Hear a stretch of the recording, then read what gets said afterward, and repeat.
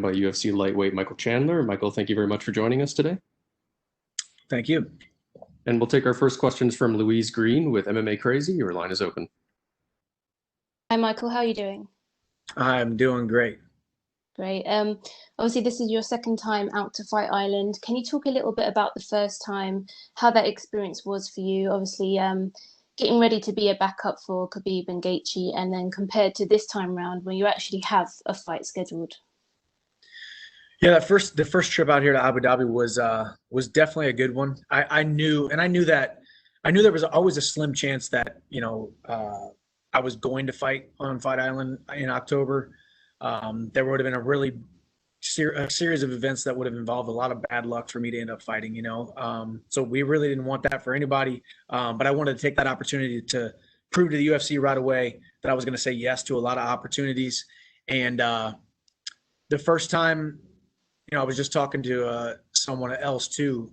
It's you got to deal with the time change. You got to deal with all that stuff. This time is a little bit different because there is kind of the pressure of the fight, but then there's also more of the excitement and the motivation knowing that I do have a fight as well. Last time was actually a little bit tougher because I knew I probably wasn't going to fight and I still had to make 155 pounds, which is always the hardest part. The fighting part is the easy part. The making weight is the toughest part for me. But now I see familiar faces that I saw on Fight Island a couple months ago.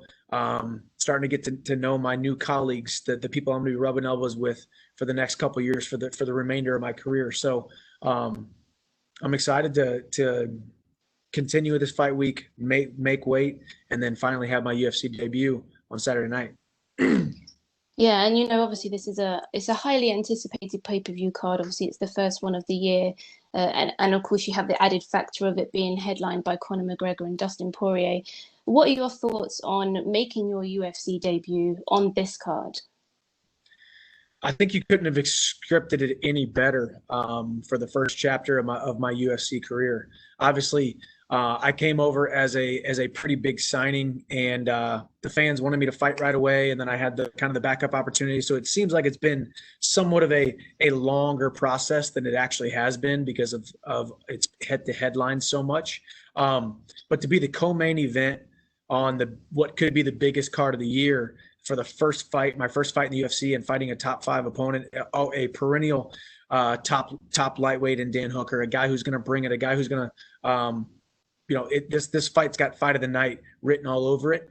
So that brings a lot of hype. And then the only thing bigger than being the co-main event on a Conor McGregor pay-per-view is actually being in the cage with Conor McGregor on a pay-per-view. So when things go well on Saturday night, that could be what's next, and I could check off both of those boxes in 2021. But humbled by the opportunity, feel great that the UFC wants to put me in this kind of position. I'm here to stay, and I'm here to get that gold. So the first step in that quest starts Saturday night on a very, very big pay-per-view with a lot of eyeballs and the perfect entrance into the UFC. Yeah, and like you said, obviously a lot of eyeballs because it is your UFC debut and there's a lot of, expectations. How do you stay focused? Do you feel the pressure because of that? And obviously with the added factor of, Khabib saying he wants to see something spectacular for him to want to come out of retirement. How do you deal with the pressure, and are you feeling extra pressure because of those? No, not really. I know 100% certainly that this card is much, much bigger, exponentially bigger than it actually is inside my mind. I've tried to compartmentalize it and shrink it down into it just being another fight, because truly at the end of the day, that Octagon door is going to close. There's a set of rules, and we have minimal equipment, and we have 15 minutes to go out there and compete, just like I've done 26 times in my career. It's still the exact same thing. It's the exact same sport. Nothing is different if you don't let those outside circumstances, those outside pressures get to you, because those are only going to hinder my performances. As far as Khabib, saying that he may come back if he sees something spectacular, I expect myself to be spectacular every single time I perform anyway. So spectacular is always what I'm going for. So there is no added pressure when it comes to Khabib's statements. I do know I want to go out there, do my job. I do want to be spectacular. And I would love to fight Khabib by the end of 2021. But Khabib is the greatest lightweight of all time. He has cemented his legacy as the greatest to ever do it. So he has reserved the right to sail off into the sunset and never have to fight again. Or if he feels that itch to come back, why shouldn't it be me? So with a win over Hooker on Saturday, what would be the perfect scenario for you next?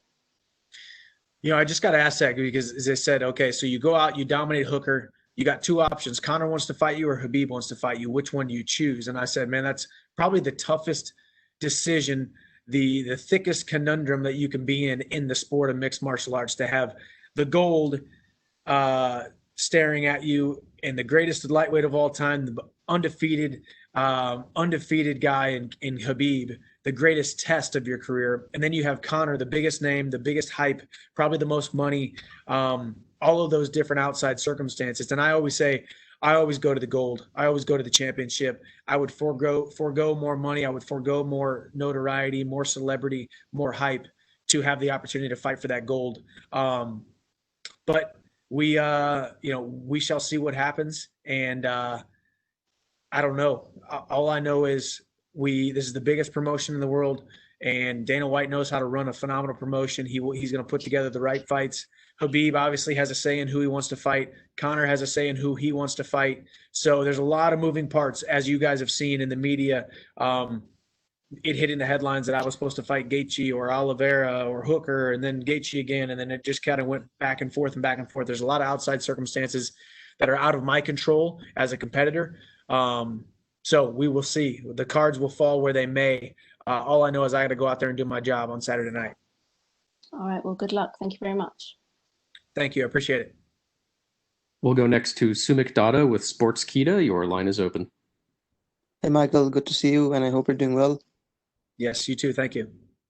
So finally, your debut week is here, and right off the bat, could you describe what the feeling is in your mind knowing that you'll finally be competing inside that UFC Octagon? I think it's just gratitude. I've been fighting outside the UFC for a long time. I've dreamed of this moment for a long time, and when I dreamt of it, I dreamt about the pressure that was going to come along with it. And if I'm being completely honest, I don't really feel it. I don't feel the pressure. I really don't. I feel like I'm in a win-win situation. I feel like the stage is set for me to go out there and capture everything I've ever wanted. I feel like the blank page is ready for me to just write the first chapter in this story of me coming to the UFC and what the rest of my career is going to look like. I'm ready to paint a masterpiece on where I need to be physically, where I need to be mentally, where I need to be spiritually. I love the experience so far. I love the platform. I love the notoriety. I love the process. I love everybody here at the UFC. The process is going really, really well, and I'm really enjoying it. And talk to me. If you talk to me in 48 hours from now when I'm cutting weight, I'm 155 pounds, 156 pounds. It might be a little bit different. But I'm really enjoying the process thus far and ready to go out there and paint a masterpiece.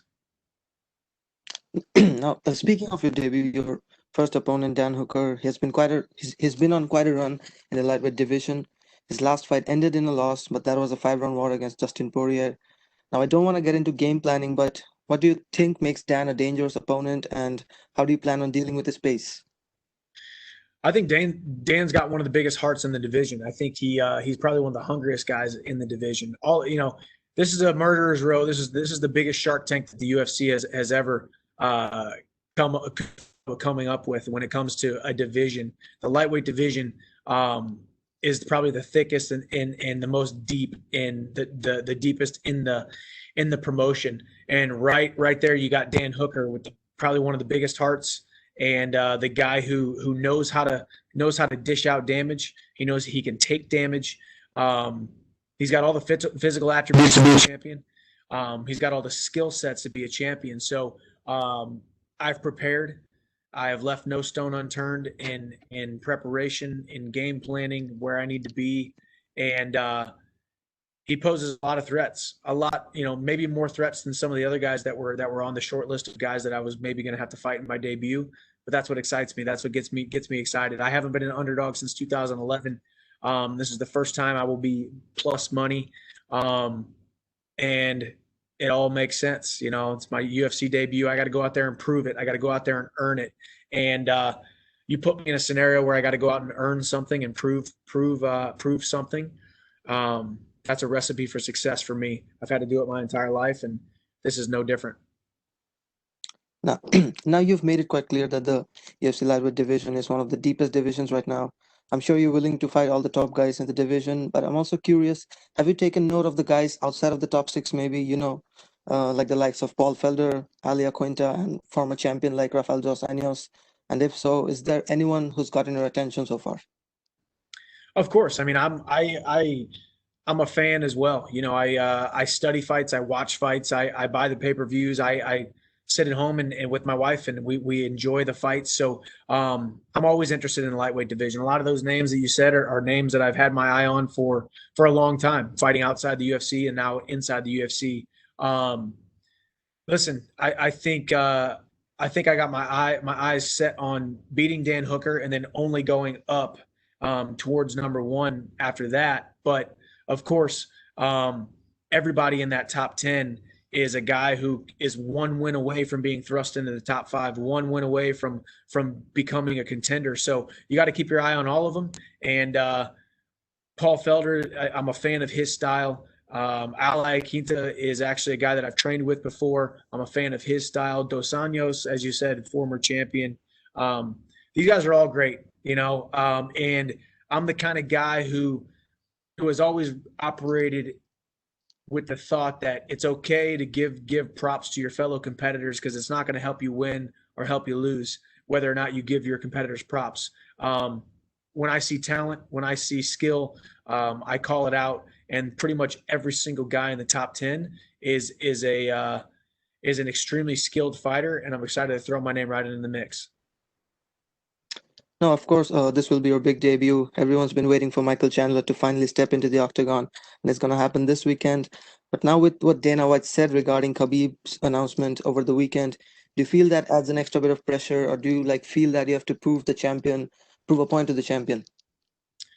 No, I don't feel the pressure to do anything spectacular, as he said, because spectacular is what I'm always aiming at. That is always the bullseye that I'm aiming at every single time I step into the cage. I start fast. I want to get a finish. I've got a lot of finishes on my record. Win, lose, or draw, I'm always exciting. And a lot of times my fight style ends in a finish. So that's what I'm going to be looking for.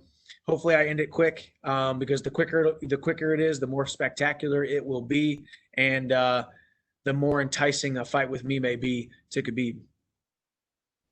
So the main event for this weekend between Dustin Poirier and Conor McGregor is already one of the most talked fights of the year. Now, Dustin mentioned that he wants to get a war against Conor McGregor. Conor mentions that he'll get a KO inside 60 seconds. You being a veteran, do you feel Dustin is approaching this fight with the right mindset, or how do you see it playing out? I do, because if you know anything about Dustin Poirier, you know that he thrives in the battle. He relishes the challenge of being in the deep waters, of being cut up and bleeding and beaten down, because that's where he pulls something out of himself and becomes that champion that is Dustin Poirier. Conor has got some of the most precise, most powerful hands in the division. He can put away anybody with the right punch. So in the first 2 rounds, if Dustin can evade that left hand, we're going to see a very interesting fight late in the second, third, fourth, and fifth round. I think that's where Dustin Poirier can take over if the fight continues in that direction. So we'll see. I think either of those scenarios could be probable. Either way, they're both going to be entertaining, and I'm going to get my win. I'm going to shower up real quick, do my quick media, and hopefully be out to watch the main event and possibly watch my next opponent. And last one from me. Now, you've mentioned in the past you're not here for a long time, but for a good time. That being said, is there perhaps a feeling that you could have or should have come to the UFC earlier in your career, or do you feel everything has happened at the right time for you? No, I think it all came at the right time, and I told Dana that when I was on the phone with him right before I signed, that you know, 6 years ago, 4 years ago, 2 years ago, each time my contract ended, I was not ready mentally, physically, and spiritually to be the champion, to be the superstar that you need for your organization, the superstar that you deserve. When I told him that, I believed it. I believed it in my heart. I saw it in my mind, and I believe that today. I think that's just as true today as it was that day that I signed. I believe this Saturday is the first chapter in me having the best performance of my life. I perform the best whenever the pressure is on, whenever the lights are brightest, whenever the stage is the biggest. So can't ask for bigger than UFC 257 live on pay-per-view as the co-main event. And I'm excited about it. And I think it's a perfect time out there to take what's mine. Well, I wish you all the best and thank you for your time, sir. You got it. Thank you. We'll go next to Gabriel Gonzalez with Cage Side Press. Your line is open. Hello, Michael. How are you? I'm good. How about yourself? I'm good, thank you.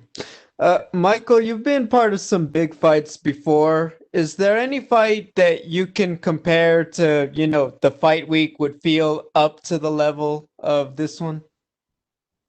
No, not even close. This is huge. As I was saying earlier, the only thing bigger than being on the co-main event of a Conor McGregor card is being in the main event with him. So you're literally 1 degree of separation away from kind of the biggest stage of in mixed martial arts.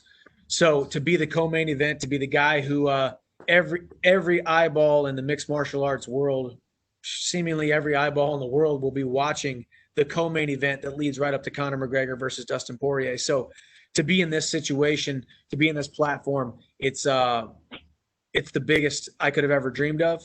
And I will say the feeling of it doesn't feel as big as it actually is because I've compartmentalized it. I've suppressed the feelings. I've watered down the feelings and the emotions because the last thing I want to do is let my emotions get the best of me. I want to stay even keel. I want to stay focused. I want to stay where I need to be mentally and spiritually for this entire week. To be able to go out and put myself in the best situation possible to be successful on Saturday night. You touched on it a bit, but I was curious. On Saturday, there was obviously so much attention on the Khabib announcement and all this stuff. You're a guy who's right here in the mix. At this point, are you invested in, the storyline, will he or won't he come back? Or are you kind of over it and it's like, you know what, whoever they put in front of me, let's just get it, because at the end of the day, you're obviously worried about your career first and foremost.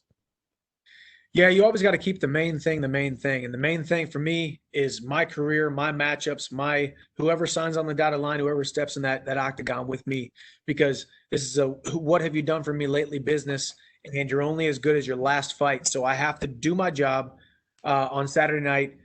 And if I don't do my job on Saturday night, what Conor's doing and Poirier doing doesn't matter. What Khabib's doing doesn't matter. What anybody is doing doesn't matter if I don't go out there and do my job. So first and foremost, I got to go do my job and focus on the main thing. But I'm invested in it. Khabib is the greatest of all time. He's the best lightweight on the planet. He's undefeated. He's looked unbeatable 96% of his career.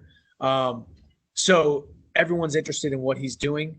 I'm interested in what he's doing. I didn't deserve to fight Khabib right when I came in anyway, necessarily. So I knew I was going to have to get a win. So I was at least 1 fight away, if not 2 fights away from getting that title shot. I think with a spectacular win on Saturday night, I could get the title shot. But it remains to be seen how this fight ends. So I'm invested, but not too invested. I'm invested in Saturday night and me going out there and finishing Dan Hooker. It feels like there were so many, rumored fights circulating, throughout coming up to your debut, the backup, and then were you going to fight Tony? Were they going to try to get maybe Dustin to fight you and all this? Obviously, there's the fight and the training, but there's also big business. What would you say is the most difficult part about being a businessman in the fight game? For me, I was actually kind of on the other side of the other guy. You know, I was on the other side while the other guys were making business decisions. I think it wasn't a very good business decision for these guys to take a fight against me, the guy who was coming from another organization, an organization not as big as the UFC. I do have wins over 2 former UFC champions. I do have a great record. I do have an exciting fight style. The hardcore fans know exactly who I am, and the hardcore fans, quite frankly, know that I deserve to be in the top of this lightweight division. So, but to the average guy, or even to these guys in the UFC, nobody wanted to be the first guy to dip their toe in the water and challenge me. So I commend Dan Hooker for stepping up and saying yes.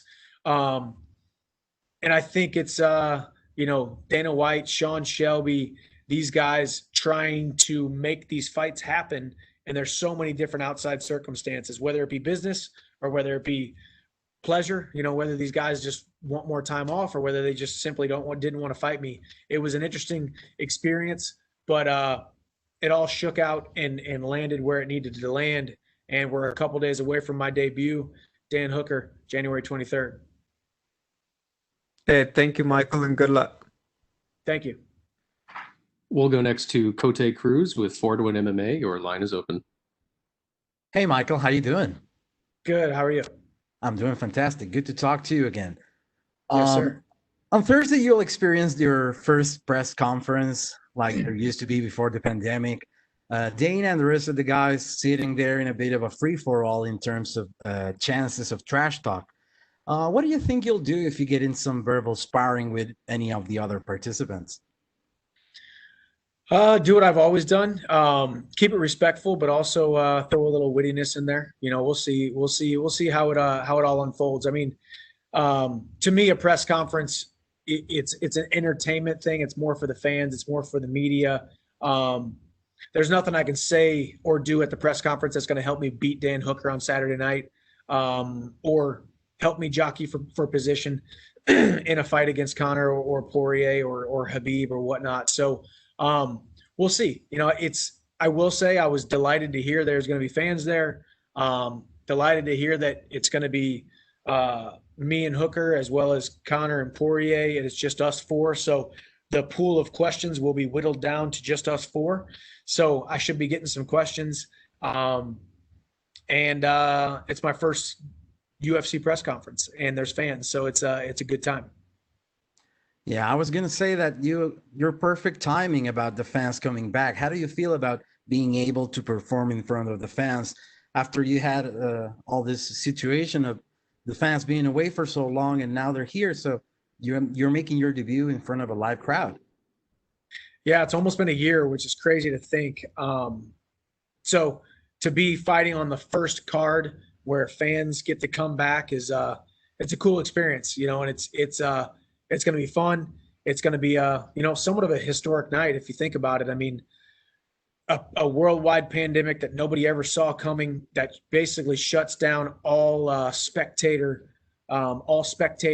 for the fans inside arenas for almost a year, and now they finally come back at a limited capacity, of course, but still a decent contingent. Spoke to John Anik the other day, and he said 2,000 fans sounded like 10,000. Now, granted, maybe that's John's ears being used to not having any fans, and they just sounded louder, and he forgot how loud 16,000, 20,000, 30,000 fans sounded. But either way, to feel the energy in the room, the electricity in the room of 2,000 fans, a couple thousand fans on a big night, a historic night here on Fight Island, is going to be great to be a part of, and I'm excited to go out there and perform. Well, speaking of the fight, Dan Hooker said that he feels really comfortable wrestling you. Do you think he really will be? It remains to be seen. I think a lot of guys think that they're comfortable wrestling because they're used to wrestling MMA fighters, but it's different wrestling a MMA fighter who was a wrestler and is a wrestler and still hones the wrestling craft, compared to just a guy who wrestles one day a week. So the guy who gets into mixed martial arts and doesn't have that wrestling background is much different than a guy who wrestled since he was 14 years old all the way till 24 years old. So, and competed at the highest level. So it remains to be seen. Either way, I don't need my wrestling. I don't need to rely on my wrestling fully to beat Dan Hooker. I think I have all the skill set necessary to beat him on the feet, to beat him up against the cage, to beat him on the ground, to beat him in every aspect of the game. So we'll see how it all shakes out. Well, Dan was involved in one of the best fights in 2020 against Saturday's headliner, Dustin Poirier, in which he lost very narrowly. You've had some wars of your own, as we all know. Do you see this fight turning into one of those scenarios? Do you welcome that kind of situation, or you rather have a more clinical approach to it? You gotta be willing to embrace the uncertainty of whether or not a war is going to break out. You have to be willing to know that when that octagon door closes, that you're willing to get into the firefight, you're willing to get into the deep waters, and you're willing to push yourself past exhaustion into the firefight. Obviously, I would love to go out there and knock them out in the first minute. I would love to put on a technical masterpiece, but there's always that chance that a brawl is going to break out. I welcome the brawl. I've never shied away from a brawl. I've always had exciting fights, and Saturday night will be no different. I'm willing to fight this fight in any form of fashion that I need to get my hand raised and come out the victor. Well, sir, I'm excited to see you compete. Best of luck on your debut. Thank you so much for your time. Thank you. And we'll take our final questions from Damon Martin with MMA Fighting. Your line is open. Hey, Michael. Hey, when we talked before the fight, you saw it on Twitter, Mystic Mike. You kind of predicted it about the Khabib thing. You said, if I have an impressive show, maybe I could entice him back. But considering he's already said, he has no interest in fighting Conor again, doesn't want to go to that circus. He already beat Dustin. Obviously, Charles Oliveira is out there. But as a former Bellator champion, a guy that has the credentials you have, like, in a way, do you feel like you actually do have a bit of the inside track in terms of a guy who might entice Khabib to come back? I actually do, which kind of sounds like I would be the last guy in the line since I'm the newest guy in the organization, coming from an organization not as big as the UFC. So I think Khabib is a champion in every sense of the word. He wants the challenge. I think he's already set financially. He's already set athletically. I mean, there's not much more that he can accomplish than 29-0. He's looked unbeatable in so many of his fights. He will have to come back for a new challenge. Conor is not a new challenge. Poirier is not a new challenge. Gaethje is not a new challenge. Oliveira could be a new challenge. But I don't, from everything that I've heard, it doesn't sound like he's interested in that fight necessarily. Although he did say that he looked great a couple weeks ago. But I do think I might have the inside track. If I go out there, I do my job, and I look spectacular on Saturday night, we may just see good old-fashioned, passionate American wrestling versus Dagestani Sambo showdown by the end of the year. So I think he relishes in the seeing me as a new challenge, even though I am the new guy and I haven't, quote-unquote, proven myself in the UFC for a long period of time. Getting that first win is the first step to at least saying, hey, let's try this thing out. Beat me if you can. Of course, you've been a part of some really big fights. You fought, in Madison Square Garden, all those kind of things. But the UFC is a different animal. We've seen that guys and girls coming in their debuts, those notorious Octagon jitters. We hear about that all the time. How have you mentally prepared for that, Michael? Dealing with the walkout, dealing with hearing Bruce Buffer call your name for the first time. These are all things we've heard people say, man, it is a different feeling. How have you mentally prepared for that? I do a lot of visualization. I've made that walk before, cornering guys. Obviously, every fight's different. Every arena is different. I kind of started to visualize the setup that they had here for the Khabib versus Gaethje fight. Turns out it's completely different because it's going to be at Etihad Arena. So you can never get it all perfectly, but visualizing it, being in that octagon, Bruce Buffer saying my name. I've seen it all. I've smelled it all. I've tasted it all. I've felt it all already before I actually step into the octagon. And I think I bring enough championship level experience to where I'd like to think that when that Octagon door closes, it's the same thing I've done 26 times in my career. And that's a limited rule set with limited equipment and a guy in front of me, my weight with 2 arms and 2 legs, and we got to compete against each other for 15 minutes. It's all the same. The level is higher. The platform is much bigger, but I'm trying to not focus on all the external forces, all the external circumstances of how big this fight is, all the eyeballs that are going to be on me, all the notoriety that comes with being on the co-main event of what seemingly may be the biggest card of the year. So we'll see. But I'm believing that I'm not going to feel that pressure come fight night. I know your team down at Sanford has a lot of great training partners. Well, one guy in particular I know you've worked with a lot, and he's mentioned your name. This fight is Gilbert Burns. Gilbert is a guy who has fought Dan Hooker. I know Gilbert and Dan are obviously completely different fighters, different body styles and things like that. But how much has Gilbert been a part of your camp in terms of getting ready for Dan, offering you any advice, considering he has fought Dan Hooker? Yeah, Gilbert brings a wealth of knowledge. You know, he is a champion in his own right. He's fighting for the title here in a month or so, which I'm really excited about. We've helped each other prepare. We do a lot of workouts with Henry together, so I love watching him, and then he watches me, and we kind of pick up stuff from each other. And we've had a couple conversations about their fight. Obviously, Dan Hooker fought a very whittled down version of Gilbert Burns. I have no idea how he ever made 155. It's absolutely crazy to me. He's walking around at over 200 pounds right now. So it's just, it baffles me that he made 155. So that weight cut took a toll on him. So yeah, we've talked about some game plan stuff. We've talked about his attributes, and we believe we have the game plan to be able to go out there and win. One for me, they always say you don't get a second chance to make a first. We've all talked about how big this moment is for you stepping in here, but there have been the naysayers. There have been the other fighters in the division that say, oh, this guy's a B-level guy, or he's coming in from Bellator. He's not as good as UFC. And you deal with fans. Obviously, there's going to be those fans as well. Do you feel like you have something to prove in this fight?